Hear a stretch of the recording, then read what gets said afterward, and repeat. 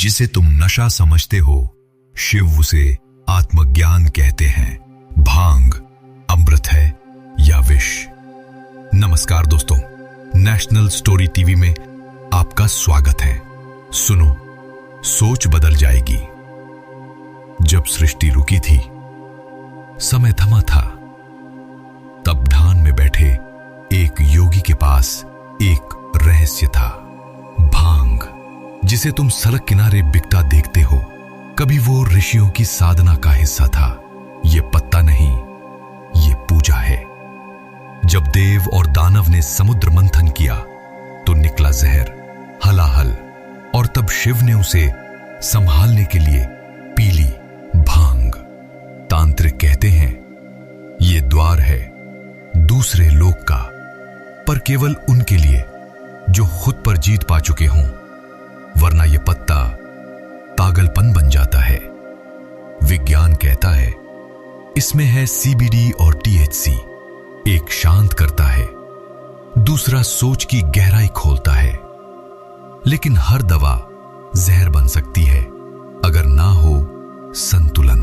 योग, ध्यान, मंत्र और भांग, ये चार थे ऋषियों के राज। क्योंकि जब शरीर थक जाए, भांग मन को शून्य में पहुंचाती थी। समाज ने इसे नशा कह दिया, पर शिव ने इसे साधना कहा था।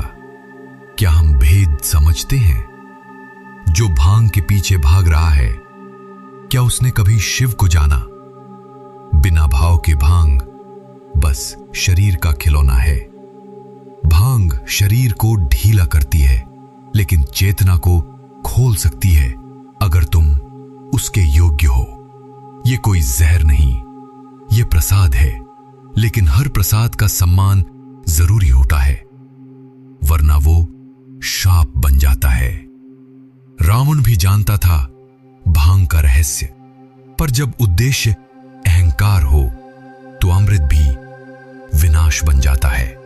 साधक कहता है जब तक सांसें रुके नहीं, भांग नहीं छूनी चाहिए, क्योंकि ये उस लोक का द्वार है जहां शब्द नहीं, सिर्फ मौन होता है। भांग कुछ देर के लिए मृत्यु की अनुभूति देती है, पर अगर डर गया तो खुद से ही नहीं लौट पाओगे। देवता इसे विज्ञान नहीं, विज्ञान से परे की शक्ति मानते थे।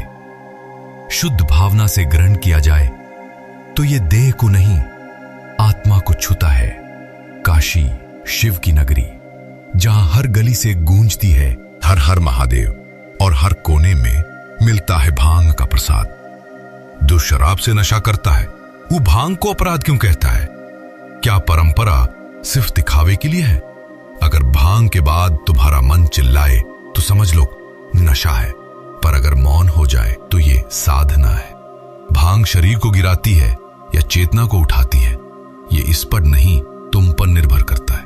तंत्र में कहते हैं भांग आंखें नहीं खोलती, बल्कि जो अंदर छिपा है उसे सामने लाती है।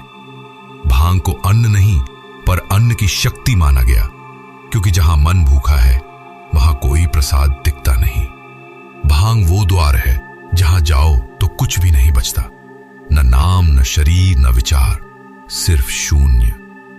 भांग अकेली नहीं चलती, योग, प्राणायाम और मौन, तभी मिलता है उसका सही प्रभाव।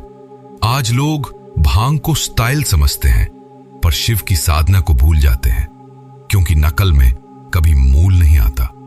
शिव के त्रिपुंड में भांग है, शिव के प्रसाद में भांग है, शिव के मौन में भी भांग की चेतना है।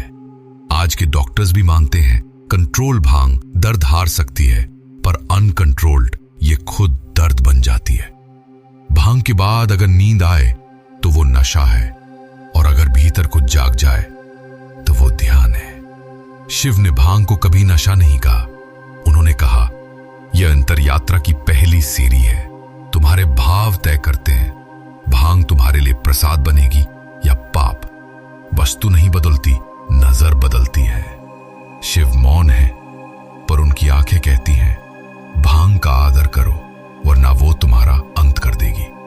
भांग अमृत है अगर तुम शिव हो, विष है